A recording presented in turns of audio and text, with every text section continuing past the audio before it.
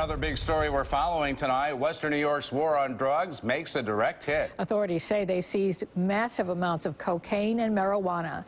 News 4's George Rickard has the latest on a story he broke at noon today. George? Yeah, these two different drug busts in the past 10 days have netted cocaine and marijuana with a street value of about $2 million. Very pure cocaine.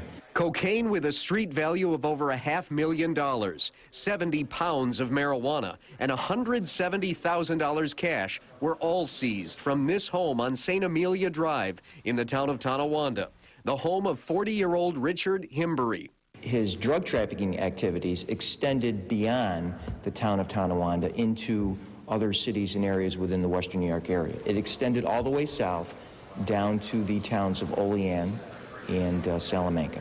Police say Himbury lived here with two children and his 95-year-old grandmother, who they don't believe had any clue about the drugs. Himbury was arrested Tuesday morning when agents tried to pull him over, and he sped away, eventually rolling his car in the town of Wales. Well, you never get to know your real neighbors. You know, what are you going to do?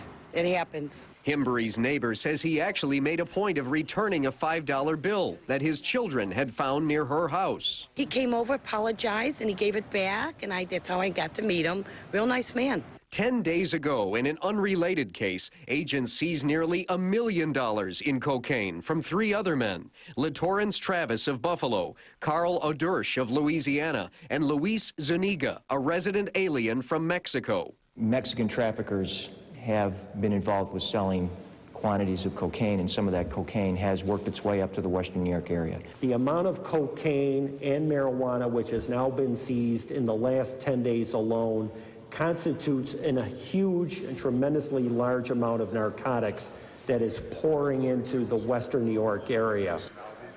And now that all of those drugs are off the streets, police expect it to be a big hit on the local drug trade. All four of the suspects we showed you face a mandatory minimum of 10 years in federal prison if convicted. Live in the newsroom, George Rickard, News 4 at 5.